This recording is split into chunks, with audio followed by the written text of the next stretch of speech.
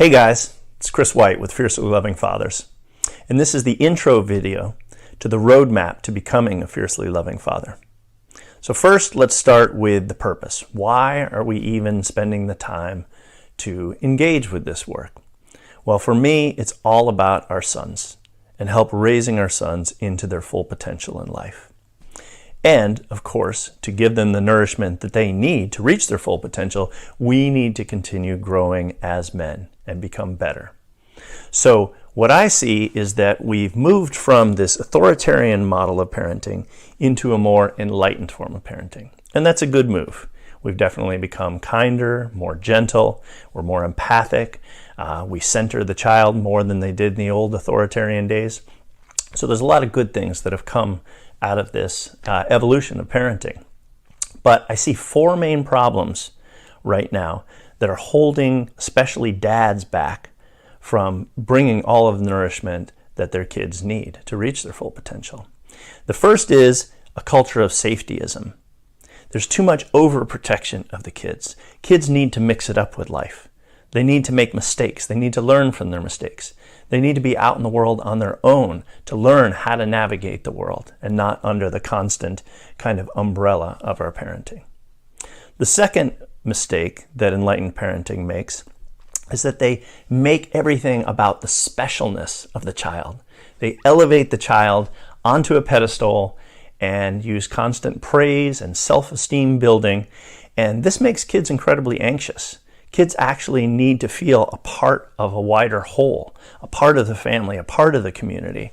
And being held in that kind of greater context of the whole, of course, they're going to be authentically themselves, and then their uniqueness will emerge naturally. The third issue with enlightened parenting is that it's authority phobic. It's so worried about being authoritarian that it decided to flatten the hierarchies and kind of become friends with the kid and just their playmates, or even in some situations actually invert the situation where the child is running the house instead of the parent. This is incredibly unhealthy psychologically for kids as well as parents, honestly. Kids need a loving authority in the home to help guide them through life. And the fourth problem with enlightened parenting is it's anti-masculine.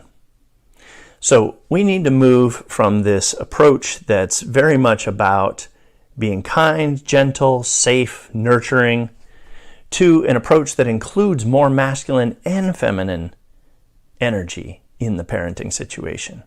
We all have masculine and feminine within us. So when we are whole as people, we have both dimensions, and we can bring both dimensions into our parenting. But we are also built to have an authentic core for most of us that is a little bit more masculine or a little bit more feminine. And the wonderful thing about a two-parent household is that you can bring that authentic core as a unique, special gift to your children. And so it's time to balance out the masculine and feminine in a better way in the home by bringing back the healthy masculine. So that's how I want to help you transition from being a good dad into a fiercely loving father.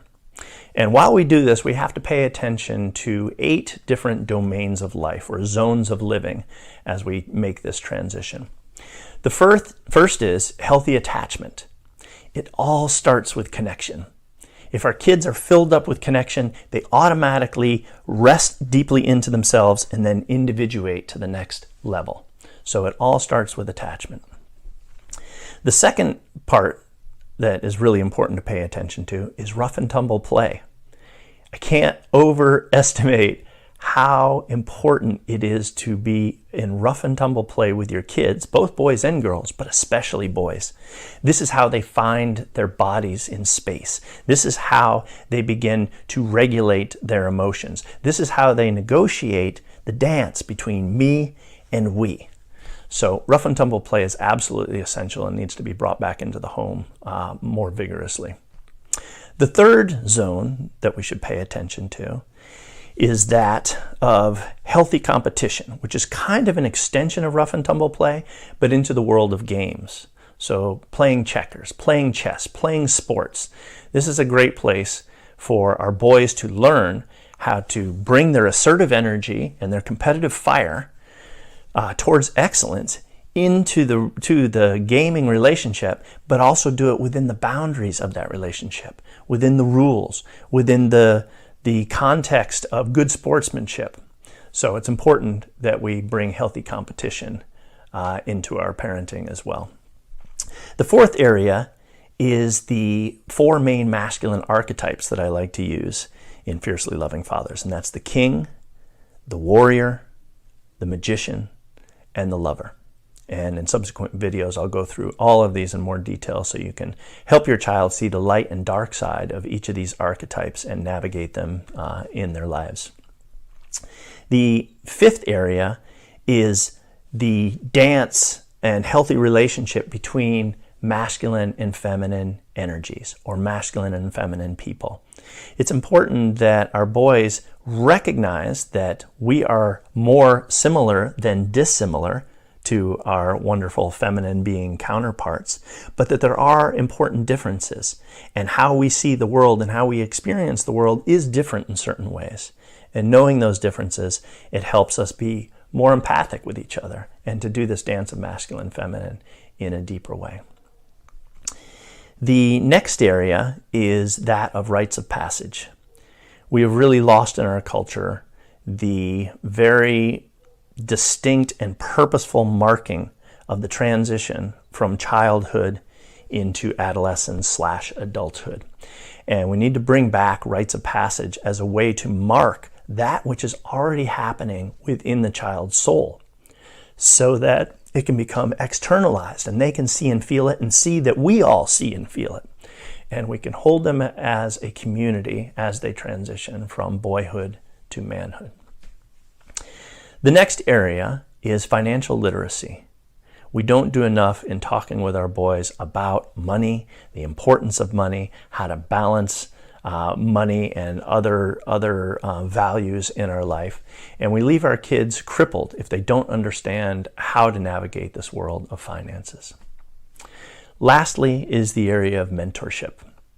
And this is where our boys are growing up and really starting to push away from us as individuals in their teen and late teen years, like they're supposed to do. They're supposed to kind of push out of the home and into their own lives, biologically speaking and psychologically speaking.